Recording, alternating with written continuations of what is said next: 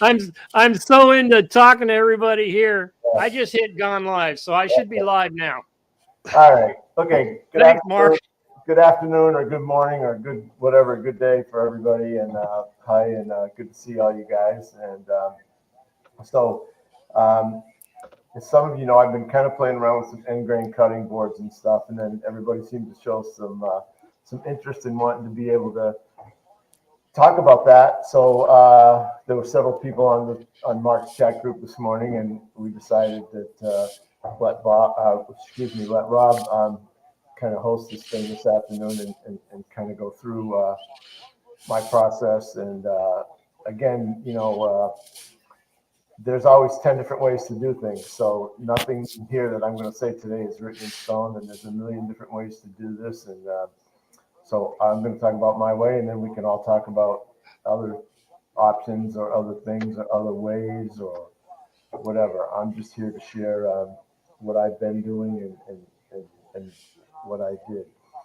So I started on this end grain thing because it was kind of interesting, and I wanted to do some carving on the CNC in end grain. And not having really thought about it too much, I asked around, and everybody was like, "Oh, nobody seemed to really know." And then I think it was actually Mark or somebody.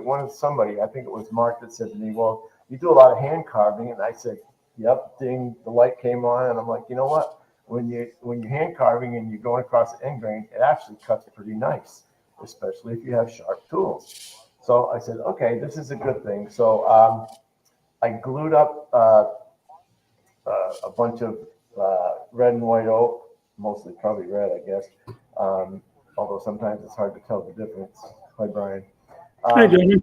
And I made a square about 15 inches square, and then I took that octopus model that I did, and I carved that, and everybody's probably seen that. And I was like, wow, that came out really good. I didn't have to do virtually no sanding. I ran an orbital sander just around the edge to clean up the top of the zero plane and around, just the corners and stuff for about 30 seconds, and that was it. So then I looked at my, hi, Rob. Then I looked at my pile of scrap that I had. I was trying to figure out how to put you mainstream on there, but it put me up there. Yeah, I don't know how I'm not sure. Mark probably knows how to do that. Yeah, you go ahead and do what you did, Rob. Then you go over and drag Mike over the top of you, and it'll switch over to his camera. All right, let me do that then. I don't want to be on top of Rob. Funny guy. And then just drag his thumbnail straight over into the middle. I'm trying. It's not letting me drag it. It just wants to let me remove it. Not the one down below, the one off to the side. I don't have one on the side. You don't have one on the side. Okay. All right. I see what you're doing. You'll see the blue square. Yeah. That puts you on full screen. Click the blue square in Mike's camera. Okay. There we go. There he is. Whoa, that's even more scary. That's even more scary. All right, let's see, that's better. Probably 10 pounds of dust on that camera. Anyway, so I looked at my scrap pile, and I think I had seen somewhere somebody talking about scraps and end grain things. So I said, well, you know what? Let's try this. That we did. I think everybody's seen a couple of these. This is the last one that I just kind of finished this one up this morning. Haven't put the legs on it and what have you. So, hey Mike, do you have your radio on in the background? You know what? I don't, but there. That better? That better? Yep. Okay. Yeah, it was actually the TV, not the radio, but. Anyway, so first, I just want to say a couple things about the cutting boards, and everybody that you talk to that's making cutting boards, they have a million different opinions and views about what you should do and what you shouldn't do, and so on and so forth. I personally do not like juice grooves, and I personally don't like handhold things. I don't like the feet on the bottom, but I use them. And the reason that I use them is because most people are not probably going to care for the cutting boards properly. And so they're going to get them wet and sit them on the countertop, and they're not going to dry properly, and that's going to cause some problems. So 90% of my boards do not have juice grooves. I've never put handholds in the end. I've never done that. And probably 85 or 90% have the little rubber legs on the bottom.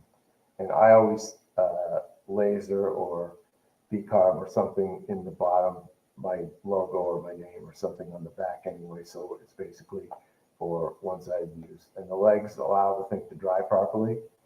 I always use Type Bond 3 glue because it's the most water resistant, and I've never ever had a problem with anything coming apart with that. So anyway, that's my spiel on what I do with the cutting boards. So when everybody looks at these cutting boards, they say, how do you glue all those 10,000 pieces together, and how do you figure out the pattern? So the first thing is, you don't glue 10,000 pieces together. So I took some stuff out of the scrap pile, and it's, pieces that were cut off from doing whatever. This one here is probably, I don't know, not even a 16th, or maybe a little heavier than that, not an 1/8 of an inch thick. There's a whole bunch of stuff here. Here's some pieces of whatever that I'm going to use to cut up some more. There's pieces like this. Here's a whole bunch of short pieces that I cut up that I'm getting ready to do something with. So these are 5 or 6 inches long, and we'll glue those together. So what happens is you take, and you can take, these are not prep size, so, but what I would do is take, maybe, so this is a piece of oak. So you take a piece of oak, then you put in a piece of whatever, that's a piece of walnut, then maybe another piece of oak. Then there's maybe a piece of Purple Heart there. Another piece of oak, which is just what I have here. So you're going to start with basically gluing up something like that. Whatever you can do whatever you want. The thickness doesn't matter. It can be thin. It can be as thick or as thin as you want it. And we glue these pieces up. I generally try to, when I do these glue ups, I try to get them about 15 inches wide. The reason that I do that is I have a 1632 jet drum sander, and so 15 inches works good in a 16-inch drum sander, and that enables me to get the boards flat after I do that. So in order to start, before I glue this up, I'm going to take all of these scraps and I'm going to run them probably through the table saw so that they're all the same thickness on what we would normally say is the side grain.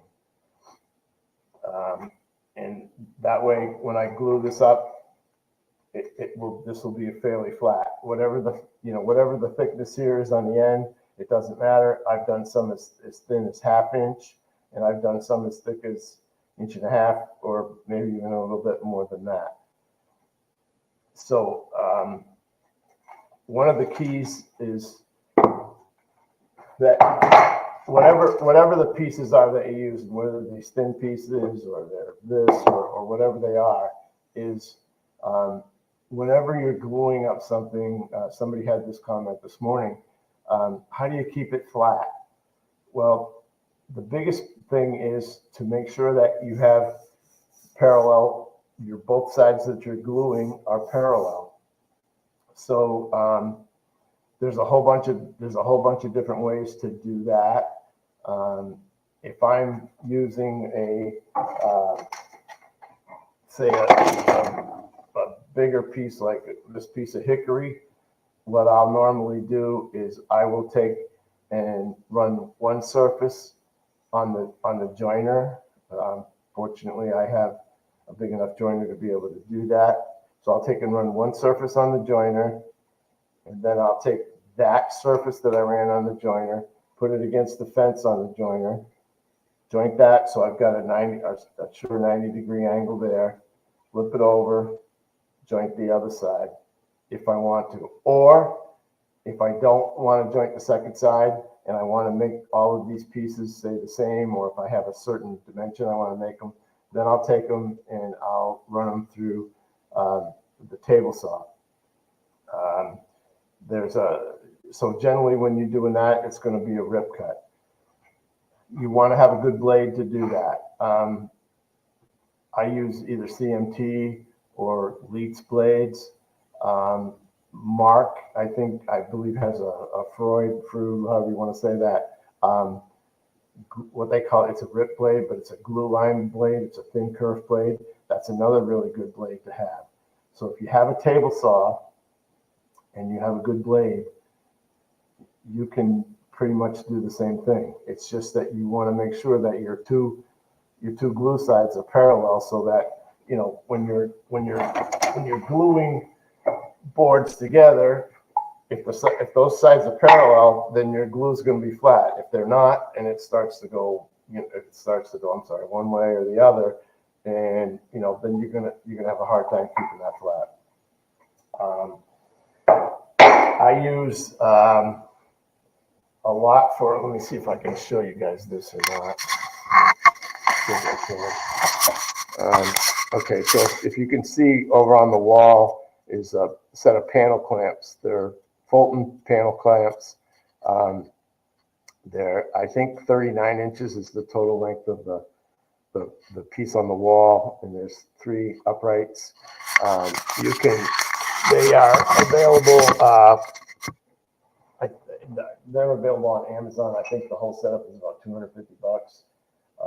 That setup works better than anything else that I've had. It puts pressure on all 4 sides, so it puts clamping pressure from the top to the bottom, and as you turn down on the top clamp, it pulls the sides in together. If you're careful, you can get a pretty flat glue up that way. Once that's done, I generally take that piece out. And the one thing that I didn't have to show you guys today was a piece before I cut it. Everything I had was all cut up, but I do have this. So this is a cutting board that was, I think, made in Italy, actually. So I don't even know what it is, but you can see the different, they've glued these ends. I don't know. You can see their finger joint glued here, and that. So if you had the other stuff that I had here, so if you had, say, pieces of, this is walnut and cherry, but if you had these pieces, so if you had that all glued up, squared up, so that it was like this, then the process is to take whatever thickness that you want your board to be and on your table saw. If you have a sled, that works great. If you're not, you can do it with the fence. And so if you want a board that's an inch, if you want to make your final board to be 1.5 inches, then you're going to take 1.5 inches cuts across this way. And so you cut it across this way, and then you take and you turn it up. And one of these. So if that whole long board was that way, cut that piece off, you turn that up, and there's your end grain. So you take all of those pieces that you cut, you turn them all up like that, and then you re-glue them again. Then once they're glued again, you take them out and plane them, sand them. I don't plane them. I love the drum sander. If there was one tool in my shop that I could have two of, it would be a drum sander.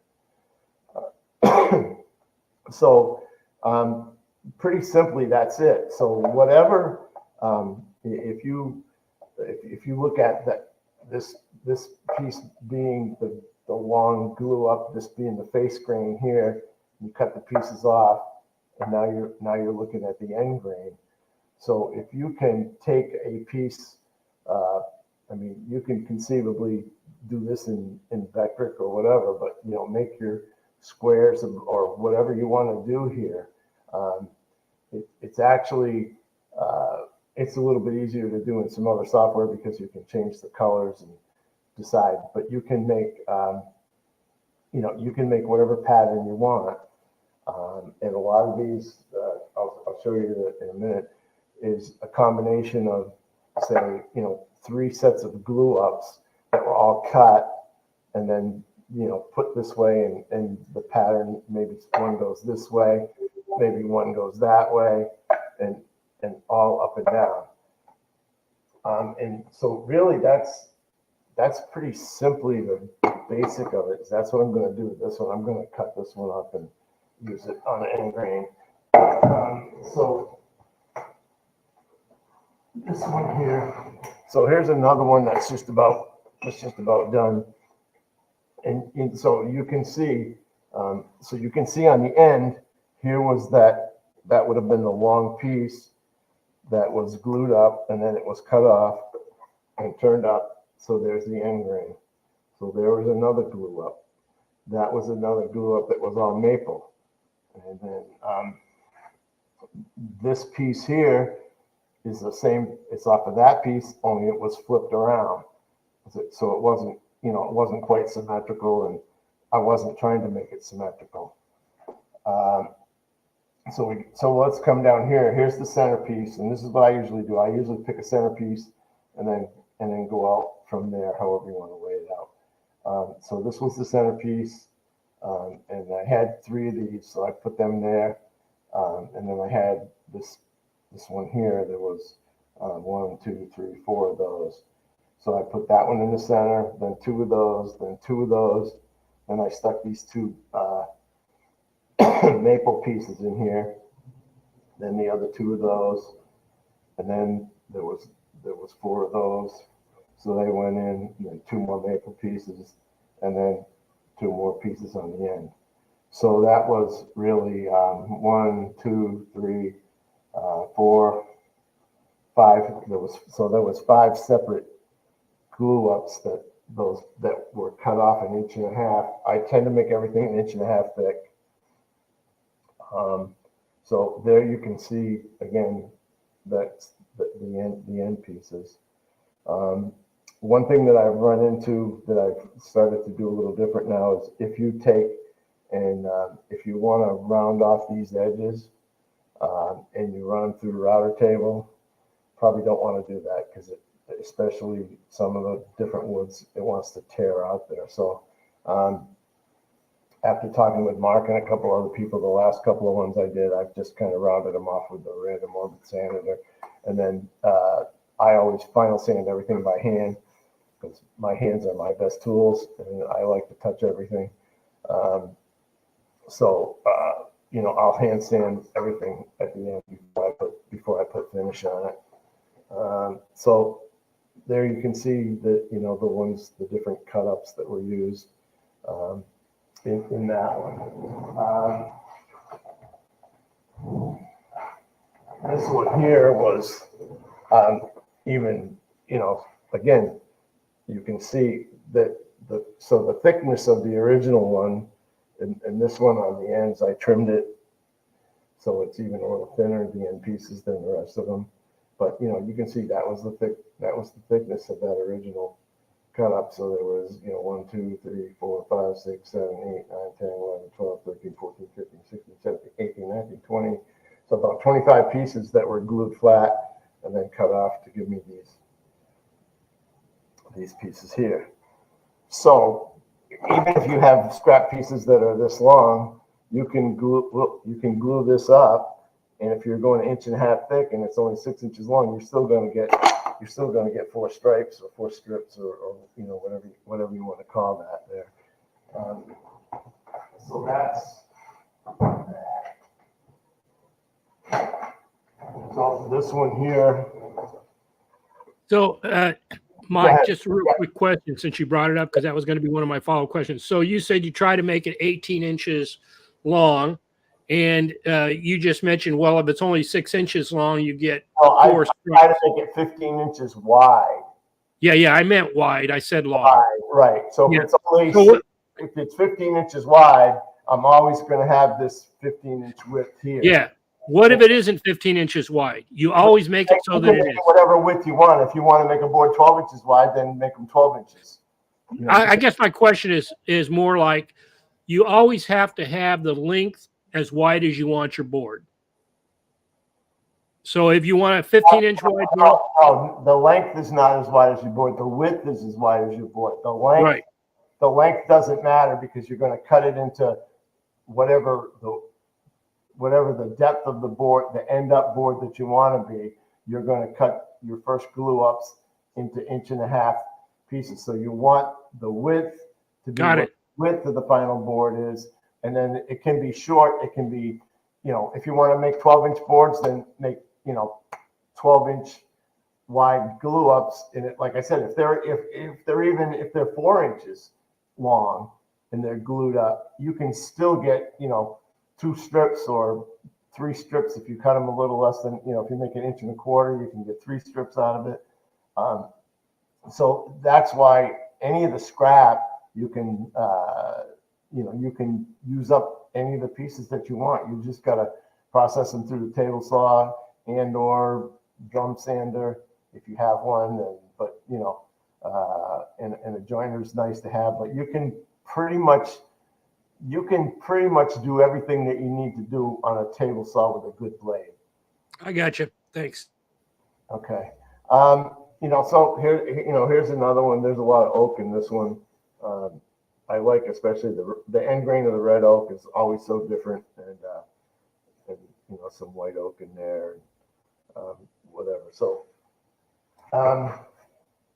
that's really about the simple thing of it. The only other thing I would say is that I know everybody was talking about clamps. The panel clamps are great. Other than panel clamps, I like these, and I don't really know.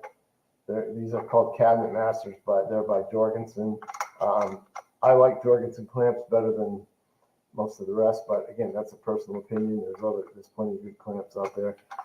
I like these because they have the thing on the end and everything. So this can set right on the bench, and you can lay your pieces right here, put them in, close them up. If you need to put a couple of cawls on each side to clamp that, to keep the thing from bowing, you can do that. Just remember, if you use wood cawls, put some wax paper or something in there so that your cawl doesn't get glued to your glue up.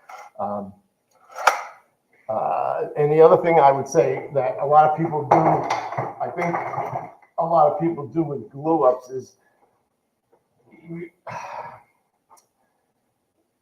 again, there's a lot of different opinions, so I'm just saying what I do. When I do a glue up, I glue one side. I don't glue both sides. I put plenty of glue on one side.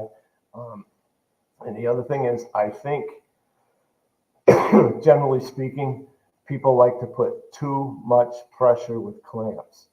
And too much pressure will, again, at some point, it's going to try to pop that thing out. So that can also give you cockeyed glue ups. All you need to do is put enough pressure, put enough glue on one side, and then enough pressure to start to get the squeeze out. That's all you need to do. Make sure that if you're using 2 clamps or 3 clamps or 4 clamps, that they're all as close as you can, the same amount of pressure. And like these clamps or any other clamps, if you're using the pipe clamps or even F clamps for small glue ups or whatever, put a couple from the bottom, put a couple from the top to try to equal out the pressure going both ways.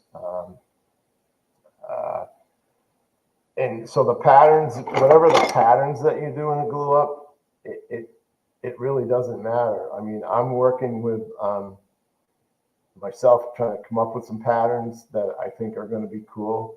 And when I find most of this stuff here is random, what Mark calls chaos, and that's pretty much what it was, chaos. Now I'm going to try to do some patterns, and when I do them, I will share them with the group so that if anybody else wants to try them, they can. I'm working on some, but I haven't done any. I haven't really done any glue ups with any of the patterns that I've made yet because I'm still kind of playing with it. So I think, yeah, absolutely, Tim. Yeah, too much pressure is not good. So that's about my spiel. So if you want to put us all back on screen there, Rob, and if anybody's got any questions or discussion, or Mark wants to add anything in, or anybody else, then we're good. But it's pretty simple. It's not difficult. Well, it's simple. It's simple once you thought through it, Mike. But that was very helpful because part of my challenge, and Mark kind of said it's because you don't have it. Is remember I said you're gluing up all those small pieces, and Mark said, well, because you're not gluing up all the small pieces, and you said the same thing. Right. And so the confusion I had was the question I asked you, and that was, you always have to make sure the width is right. It doesn't matter how far the length is, and that makes total sense. And right. So your pattern may not be the same across the whole width if you don't have enough scrap, but as long as you glue up that whole width worth for you to work with, you're going to be okay. And that was a key point for me getting out of this discussion. So thank you for taking your time, and I'm going to get back off. So if Mark or anybody else wants a question or something, they can ask it. I got a question. That first board that picked up that wasn't it didn't look like it was end grain. It looked like it had shorter pieces in it. The one that I said was finger jointed. The one you said was from this one there. How are those little shorter pieces in there? They're all finger jointed here. Oh, they're finger jointed. I didn't do that. This is not my board. This was a board that some real estate person gave us when we bought a house or some stuff, and I just remember it was from Italy. It's not an end grain board. It's just a face grain board, but we don't use it anymore. So I'm going to run it through the drum sand to clean it up, and I'm going to cut it off and use it in some end grain board. Yeah, that's what I was wondering. Go ahead. I'm sorry. Go ahead. I seen that, and I was wondering how in the hell you getting them short pieces in there with the longer pieces. Yeah, no, that's later. But this has been sitting on top of the refrigerator for probably 5 years and hasn't gotten used, so it's time to repurpose it. Yeah, I didn't see the finger joints. That's what. Yeah. Generally speaking, and I don't know if you find this to be the same case, Mike, what I do is when I'm getting ready to do something like this, I lay out all my pieces and I size them by length and try to get similar lengths. And it's like Mike alluded to, that might mean I have some pieces that are about 6-8 inches long. I don't try to end glue those together. I just take all of those and glue them up into one panel. Yep. And I may only, when I start cutting end grain out of them, I may only get 2 strips, but that's enough. It's just enough to throw some randomness into the pattern, unless I'm trying to get a specific pattern. Right, exactly. When it comes to gluing up and designing these boards, the first rule is there is no rules. Yeah. You can make any pattern you want unless you're going for something specific. Yeah. And you can't screw it up. basically, if it looks good to you, you did it right. Yeah, exactly. Yeah. So you see the question in there about big debate. There's wood to not use for a cutting board. I don't know about that. And then the next question is Purple Heart food safe? Well, I hope Purple Heart's food safe because I use it in cutting boards all the time. yes, So anybody else have a feeling about, is there a wood not to use for cutting boards? Go ahead, Mark, if you want. I would avoid softwoods like the plague. Yeah. Pine, I would have said that, spruce, like pine, cedar, Yeah. anything like that. Yeah. I have heard from other people, I've never done it myself, to avoid high silica content woods like ipe. It's got such a high silica content that it'll dull a knife faster than you can say boo. And Ipe's a weird wood with me, so. Locust Grove Woodcraft, I'm not sure why he said that. He said no basswood and no red oak. I've used red oak. It's fine. I've never had an issue with it. Basswood is very soft. Yeah, that's what I would have thought. I mean, basswood is what I used to hand carve in. I would never put it in a cutting board. There's a huge debate all over the place about using red oak or not because of the large tubes on the end grain. You can do what you want. I've done the research. Do your own research, make yourself feel good. Mm-hmm. Red oak is actually a wood that prevents bacteria growth better than any other wood. So it's got a high tannin content. Right. Yeah. In my opinion, red oak is fine. And so Locust Grove, if on the edges, yes, if that's what I was talking about earlier, when you round off the edges, either red oak or white oak. White oak is not as bad. Steve. Yeah, you're funny, Steve.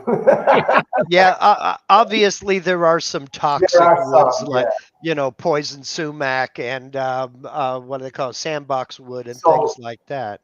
One thing that I would say about that is that, like I said, there's been a big debate about red oak. I've done it. Oak is fine. It's not a problem with it. It is a problem with it splintering, so you got to be careful about that. There's a book called Wood by a gentleman named Eric Meyer. It's like an encyclopedia of wood. If you don't have one, you probably should have one. It tells you everything you want to know about pretty much every species of wood in the world. And any information that you want to find out about any piece of wood, whether it's food safe or not food safe, or has high silica content or anything else, is in that book.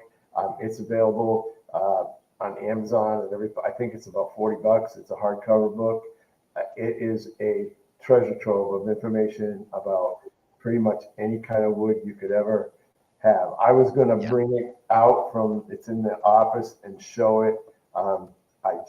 I lost track of time and I didn't get to it. But if anybody, Mike, if you send me the name of the book, I'll get a link to it and put it in the video description afterwards. Just like I'm going to put the clamps in there, so people that want to know where to go find them, they'll be there. Yeah, like I said, the Fulton clamps you can get right on Amazon. I haven't seen them any other places. I like them. They've worked really well. There you go. That's it. I knew Kurt would have it, but there's the book. Yeah. Eric Meyer. Yeah. Okay. Eric Meyer. Yeah. Kurt, if you've looked at, there's more information in there than you could ever use on wood. A good online resource is the Wood Database. Yep. And if you just Google wood database, you'll find it. It's there. But pretty much if you have any kind of questions about whether a wood you have would be appropriate to use in a cutting board, just Google it. I mean, because I will almost guarantee you are not the first person with that question. Right. Yeah. And like I said, do your own research. Don't believe what you hear from whatever. I mean, and I'm not saying there's a lot of people have a lot of information, a lot of good source. Whenever I tell somebody something, I would say, this is what I think, but go look it up yourself so that you can feel comfortable with not saying, oh, well, Mike said it. I use, Steve, I use 1.5 inches for everything on my cutting boards. That's just my comfort zone. I don't particularly care for the thin ones. And I think if you get more than 1.5 inches at some point, Mama's not going to be able to lug the thing around. So you have to be careful of that because they can get pretty heavy. Okay, $34.99. All right. So yeah, that's a great book to have. I sit and look at that all the time, and there's an amazing amount of woods that you probably never heard of in that book, and you'll probably never see. But it's too true. It's pretty cool. Yeah, the minimum thickness I use, Steve, depending upon the size of the board, generally speaking, I try to stay over 1.25 inches because there are some smaller boards that don't need to be as thick. Right. But I don't want to do anything less than 1.25 inches. If I'm making something about the size of what Michael is making, I'll go anywhere from 1.5 inches to 2 inches thick. But Mike's absolutely right. These things are hefty. And you have to kind of tailor that to the client, or the recipient. Yeah, and I've made a bunch 2 inches thick because that's what somebody wanted. So yeah, here you go. But if I'm just making them, I'm making them 1.5 inches. And to be truly honest with you, I cut them at 1 5/8 inches. Yeah, and then that gives me plenty of room to run them through the drum sander how many every time I like doing it.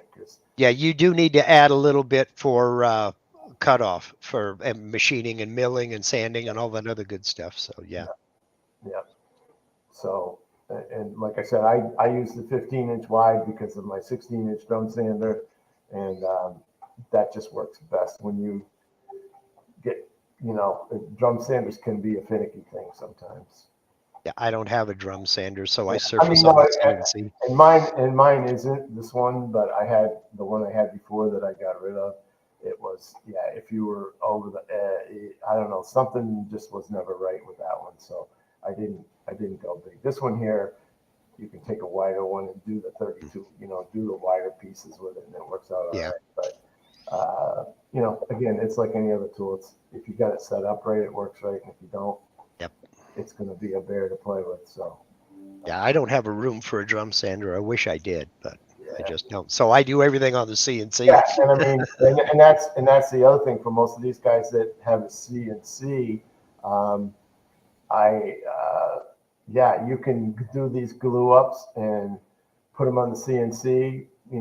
Put some wedges or some shims under it. Get one side where you need it, flatten it, flip it over, flatten the other side.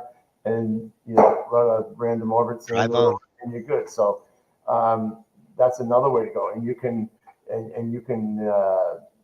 when you're finished with them, you can cut them out. You can cut them any shape you want too at that point. So Tim, mine are all 15 inches wide, and usually are sometimes they come 14.5, but they're 14.5, 15, and I like 17 to 18 inches long. I like them more square than that. But again, depending on what I've got for pieces, you might get something different. I don't have a standard size. I just let the wood tell me what it wants to do. Yeah. For generally speaking, whenever I do something for the first time, I make it for the house. That's my prototype. So I've got one back here that I made for the house. And what I did was I went into the kitchen, got my wife in there and said, what is your favorite size cutting board? Which is the one is your go-to? What's the one you want? And she grabbed this one in particular. I took the measurements off of that, and that's what I made.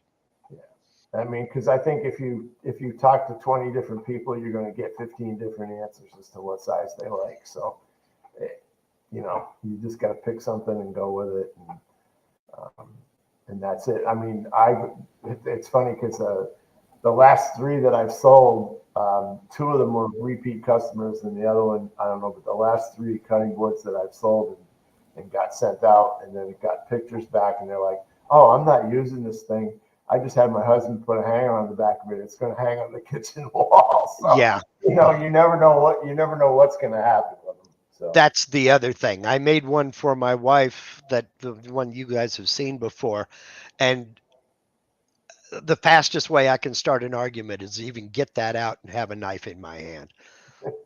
So, yeah, but Tim says, so basically you're doing it on the CNC as if you were making a new spoil board. Yeah, as if I was surfacing a slab.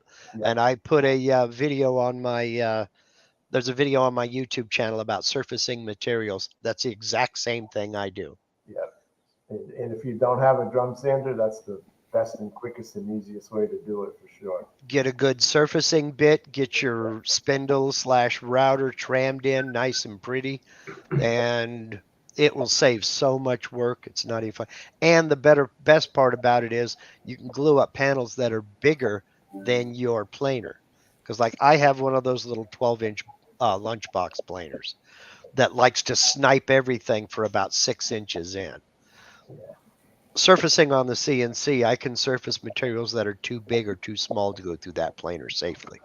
Yeah. And I can surface end grain, and there's no problem. Hey, Mike, question.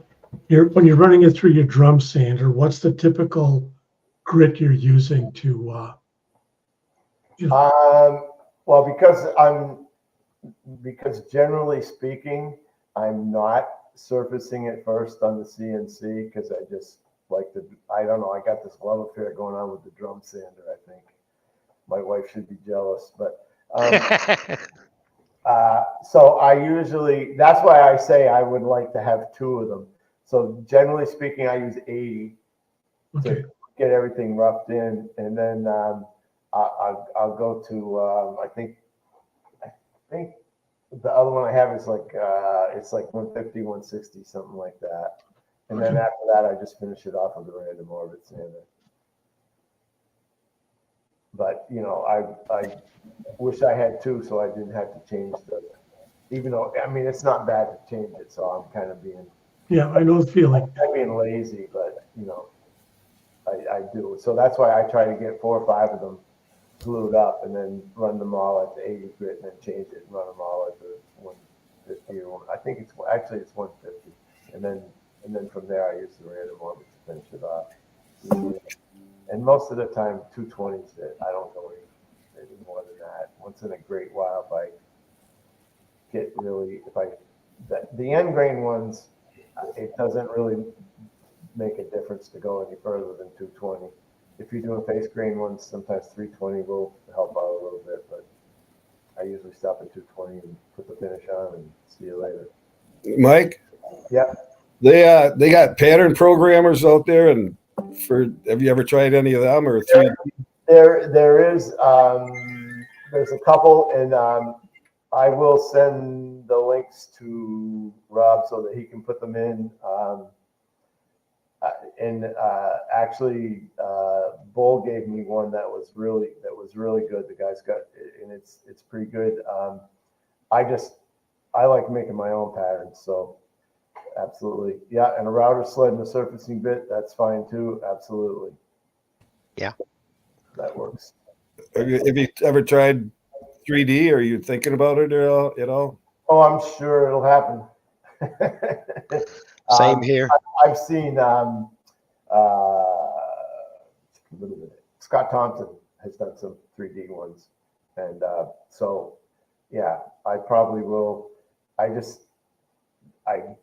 The one thing I don't want to do is I don't want to look like I'm copying Scott, so I'm trying to come up with a little bit of a different thing than what he did to do it. It's on the list, but who knows? I've seen a few videos of it, and a lot of different angles. You got to cut the boards. Yeah. Yeah, oh yeah. The 3D boards themselves. Yeah, that's a huge. I thought you meant carving something 3D onto the board. Sorry, I misunderstood what you meant. Yeah, the 3D board. Patterns. Yeah, the 3D patterns are pretty cool. I'm sure I'll get to that. I have some other ideas of patterns that I want to do that I think are more original for me than trying to do the 3D things. And who knows, they might come out 3D. That's the thing, is once you start mixing the woods and cutting them, you don't have a clue what it's going to look like until you put it together. And that's one of the coolest parts of this is you just don't have an idea what it's going to look like until you do it. So yeah, that's the beauty of the whole thing. I absolutely love it. I got into this a few years back. I started watching a YouTube channel called MTM Wood, and he's my hero. He really is. Some of the stuff, when he finally flips that over and gets the pattern set right, you're like, how the heck did he do that, man? But he's got some 3D boards and just random patterns, and that's who I modeled my chaos pattern after. As I went through and I watched every single one of his chaos pattern videos and then just decided, go for it. There really aren't any rules. There's a couple of rules, but there aren't really many rules at all. Just do it. So I did. One of the things that I haven't done yet, but I've been working on it, I'm trying to figure out a pattern for it, is to do to do an end grain. And I'm playing with the idea if I'm going to use just all oak or mix up some maple and oak, and then I'm going to take it and I've ordered a bunch of different sizes and varieties of dowels, and I'm going to drill the end grain board, and then I'm going to implant some dowels into it of some kind of a pattern. Haven't quite figured out what the pattern's going to be yet, but got some ideas and see how that works. You beat me to it. Yeah, I'm going to do the same. Yeah. But I'm also going to glue up end grain panels and then cut discs and cut rings and recess rings in rings and what have you. Yeah, that's another. Yep. That one will be a little more difficult to get them to fit exactly right, but that will be very cool. Well, that's where a lot of the V inlays, like we see Browen wood and MTM wood, and that's where a lot of that comes in as well. Yeah. I mean, there is no there's no set anything unless you're getting into those 3D patterns. Right. So, yeah. And I hope to get there one day too. But yeah, absolutely. I think it's the options are pretty much limitless as to what you can. Absolutely. Now, hey, Mike, from earlier, the earlier conversation about 3D carving, you did do that 3D carving in end grain though with that. Was it octopus or elephant? Yeah. Right. Oh, no, I did that, and I'm going to do a lot more of that. I really that even the picture doesn't do that justice in person. It just and it carved so nice. I carved that with kind of by mistake, but I'm glad I did. I carved that with a 1/4-inch ball nose for the rough and an 1/8-inch ball nose for the finish. That were 2 bits. They were both the Mana bits, and they were one of the first 2 bits that I bought back in 2018. That's how old they are, and they've got hundreds of hours on them, and that thing carved flawlessly. I mean, well, you know, that makes good sense, because if you look at Brownwood and others that do a lot of inlays, Tim Johnson from 2 Acres Woodworks, everybody swears when they're doing their wood inlays, they always do it in end grain because there's less chip out. So having your 3D carving in end grain and having it carved really nice makes a whole lot of sense. Yeah. And it's the same thing with hand carving. Hand carving in the end grain is way easier than, and again, you eliminate the chip out. So yeah. And I mean, so there's just another thing that I'll throw in that, Mark, you brought up the guy from MTM Wood. And so what he does is a lot of times is he'll take up And I don't have anything really, well, yeah, I could do this. So he'll take, obviously thinner, but say he'll take maybe a half-inch piece of something, resaw a half-inch piece of something, and put, you know, something like that. So he would have, Hold it up a little more. yeah, I'm trying. I gotta, okay. So There we go. make a sandwich like that, Mhm. and then, you know, that first glue up be this way, Yep. with different things, or a whole piece, like a Right. 12-inch wide piece of something dark and a 12-inch wide piece of something light in the middle and dark, and make a sandwich, and then cut that and re-glue it again and recut it again. And I mean, that guy's done some stuff that just, like you said, And it boggles your mind as how in the hell did he figure out how to do that? And that's the basis of the chaos pattern cutting boards, is you glue up the panels, and all you're doing is you're trying to get different woods together. You don't want two of the same woods glued together. Right. And you glue up however many panels, and that's based on length, but they all need to be approximately the same width, Right. because that's eventually going to be the width of your cutting board. Right. I mean, so And another thing, you know, so we're talking about gluing, Yeah. you know, something across like this, but Right. you know, you could take the panel and glue it like this, Right. and then, you know, glue another piece there and do that, and then obviously, you know, that's what it looks like on top. But then Well- you cut it and you flip up the end grain, then you've got, you know, again, a different. So the patterns are just are limitless. The things that you can do. Yeah. And it's a giant rabbit hole that will be. And the more you glue up and the more you cut and then glue up again and cut, because what you'll do is you'll take those panels, cut them into strips, Yeah. then mix and match those strips from other panels, Yeah. glue them into separate panels, Yeah. then cut them again. Yeah. A minimum of 3 times. Yeah. Then you start cutting into end grain. And when you cut into end grain, the first time you set your bevel gauge to anywhere from 3 to 5 degrees and cut the first cut at an angle.